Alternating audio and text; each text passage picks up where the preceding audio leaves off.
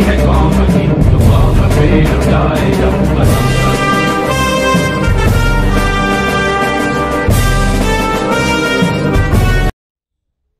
आज़ाद हिंद फौज के 75वें वर्ष पर प्रधानमंत्री मोदी ने दिल्ली के लाल किले से झंडा फहराया और साथ ही उन तमाम वीर सैनिकों और नायकों को याद किया जिसने आज़ाद हिंद फौज का गठन किया और देश को आज़ादी दिलाने में अपना योगदान दिया। आजाद हिंद सरकार अखंड भारत की सरकार थी, अविभाजित भारत की सरकार थी। मैं देशवासियों को आजाद हिंद सरकार के 75 वर्ष होने पर बहुत बहुत बधाई देता हूं। पर क्या आपको ये पता है कि आज़ाद हिंद फौज का गठन पहली बार किसने किया और कब किया, और कैसे आज़ाद हिंद फौज ने देश को आज़ादी दिलाने में अपना योगदान दिया? कहते हैं आज़ाद हिंद फौज या इंडियन नेशनल आर्मी का गठन पहली बार राजा महेंद्र प्रताप सिंह द्वारा 29 अक्टूबर 1915 को अफगानिस्तान में किया गया। पर इस फौज का अस्तित्व द्वितीय विश्व युद्ध के दौरान वर्ष 1943 में निखरकर सामने आया। 21 अक्टूबर 1943 को ऐसा पहली बार हुआ जब देश के बाहर अविभाजित भारत की सरकार बनी और इस अविभाजित सरकार का नाम था आज़ाद हिंद सरकार। पहली अंतरिम सरकार इन्होंने स्थापित की काबुल में, वो भी 1915 में। आज़ाद हिंद सरकार का गठन रास बिहारी बोस ने अखंड भारत को आज़ादी दिलाने के लिए किया और इस सरकार के गठन में कैप्टन मोहन सिंह और निर्जन सिंह गिल की भी अहम भूमिका रही। इसका गठन जो बेसिस हुआ वो तो हुआ वो लोग जो भारतीय सेना में इंपीरियल आर्मी ऑफ इंडिया उसमें जो दुश्मन के हाथों पड़ गए थे उनको रिहा करवा लिया गया। शुरुआती दिनों में इस फौज में जापान द्वारा युद्धबंदी बना लिए गए भारतीयों को शामिल किया गया और देखते ही देखते वामा और मलाया में स्थित भारतीय स्वयंसेवक भी इस फौज का हिस्सा बन गए और फिर जापान ने भी गोरे सेना को परास्त करने के लिए 60,000 युद्धबंदियों को आज़ाद हिंद फौज में शामिल करने के लिए रिहा कर दिया। लेकिन उसी दरमियान जापानी सरकार और मोहन सिंह के अधीन भारतीय सैनिकों के बीच विवाद की स्थिति पैदा हो गई, जिसको देखते हुए जापानी सरकार द्वारा मोहन सिंह एवं निर्जन सिंह गिल को बंदी बना लिया गया। Keep a brother as a prisoner. For us, you are free people. And then he said that I hand you over to Captain Mohan Singh, the general officer commanding of the Indian National Army. That was the first time we heard that name.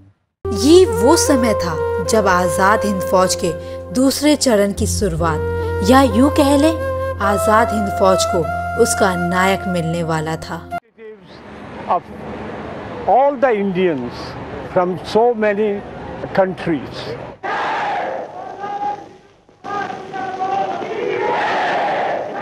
दूसरी तरफ वर्ष 1941 में सुभाष चंद्र बोस ने Berlin में Indian league की स्थापना की, लेकिन उसी समय जर्मनी द्वारा उस लीग का इस्तेमाल रूस के खिलाफ करने की खबर नेताजी को मिल गई और उन्होंने उसी समय दक्षिण पूर्व एशिया जाने का फैसला कर लिया।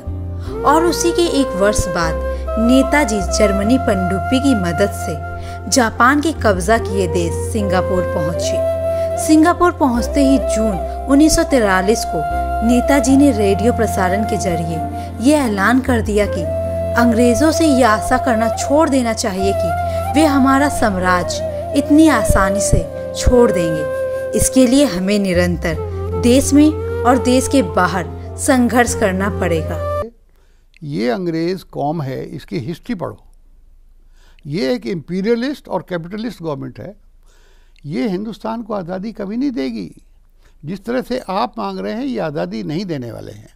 इनका एक ही तरीका है, लड़के आज़ादी लेनी पड़ेगी। ये प्रसारण सुनते ही रास बिहारी बोस नेताजी से काफी प्रसन्न हुए और 4 जुलाई 1943 को सिंगापुर के कैथे भवन में रास बिहारी बोस ने आजाद हिंद फौज की कमान सुभाष चंद्र बोस के हाथों में सौंप दी। This is the spot where Netaji gave us first appearance, first audience. This Cathay Hall was packed like sardines. 5 जुलाई 1943 को सिंगापुर के टाउन हॉल के सामने सुप्रीम कमांडर के रूप में पहली बार नेताजी ने सेना को संबोधित करते हुए दिल्ली चलो का नारा दिया और इसके बाद नेताजी जापानी सेना के साथ वामा रंगून होते हुए थल मार्ग से भारत की ओर बढ़ने लगे। 18 मार्च 1944 को आज़ाद हिंद फौज ने इम्फाल के मैदानी क्षेत्रों में पहुंचकर ब्रिटिश व कॉमनवेल्थ सेना का सामना किया। इसी दौरान बोस ने अपने सैनिकों की हिम्मत बढ़ाने के लिए जय हिंद का अमर नारा दिया। बनाएंगे हम गोली खा के झूमेंगे, हम मौत को बढ़कर झूमेंगे, हम गोली खा के झूमेंगे, हम मौत को बढ़कर झूमेंगे। मतवाले बन आजादी के हम दरिया जंगल घूमेंगे, मतवाले बन आजादी के हम दरिया जंगल घूमेंगे।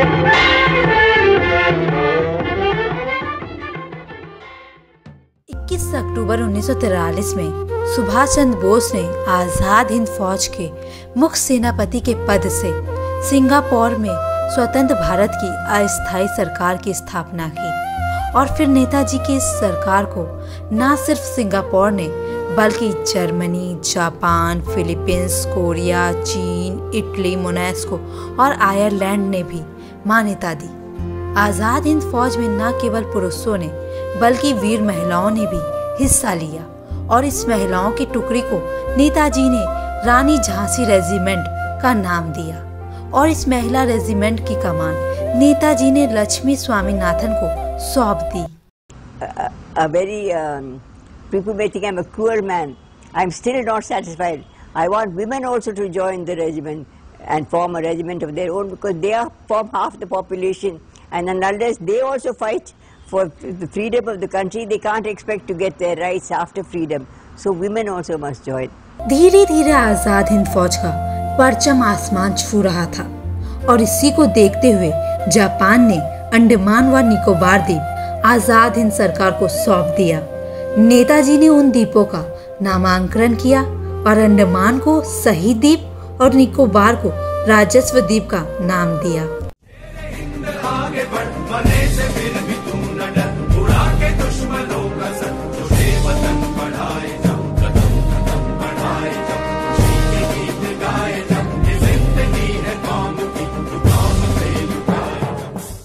दिसंबर 1943 को इन द्वीपों में पहली बार भारतीय ध्वज भी लहराया।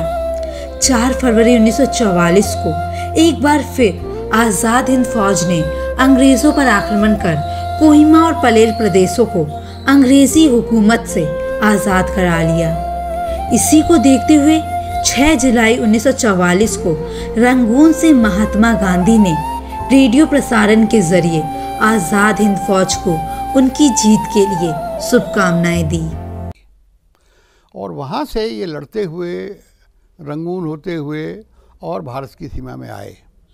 इम्फाल की लड़ाई बहुत मशहूर है, कोहिमा की लड़ाई बहुत मशहूर है। 22 सितंबर 1944 को शहीद दिवस मनाते हुए सुभाष चंद्र बोस ने अपने सैनिकों से नम्र शब्दों में कहा कि हम लोग अपने मातृभूमि की स्वतंत्रता की खोज में निकले हैं और इसके लिए हमें कई बलिदान देने होंगे।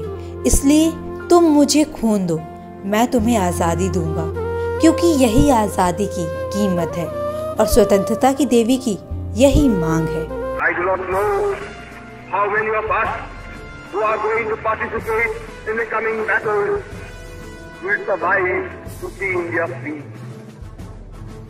But whether we survive or not, whether we individually live to see India free or not, we are confident that India shall be free. इसी वर्ष आजाद हिंद फौज की 3 ब्रिगेडों ने जापानी सेना के साथ मिलकर भारत के पूर्वी सीमा एवं वर्मा से युद्ध लड़ा, किंतु दुर्भाग्यपूर्ण द्वितीय विश्व युद्ध का पासा पलट गया और जर्मनी ने हार मान ली।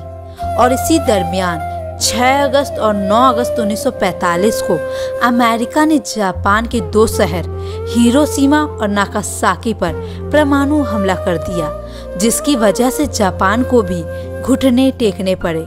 अचानक से आई इस मुसीबत ने नेताजी को टोक्यो की ओर पलायन करने पर मजबूर कर दिया और ऐसा कहा जाता है कि पलायन करते वक्त ही एक दुर्घटना में उन्होंने दुनिया को अलविदा कह दिया, लेकिन इस बात का अभी तक कोई भी प्रमाण नहीं मिलता।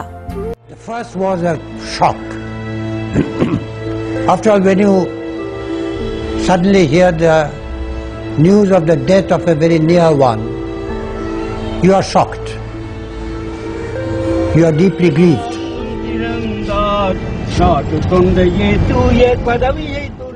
वर्ष 1945 में अंग्रेजी हुकूमत द्वारा आजाद हिंद फौज को बंदी बना लिया गया और यह अभियान असफल हो गया। लेकिन इस अभियान की असफलताओं में भी देश की जीत छुपी थी, क्योंकि इस अभियान ने देश के लोगों में आजादी की वो चिंगारी जला दी जिसने अंग्रेजी हुकूमत की सल्तनत को जलाकर रख दिया, और इसके परिणाम स्वरूप अंग्रेजों को भारतीय सरजमी छोड़नी पड़ी।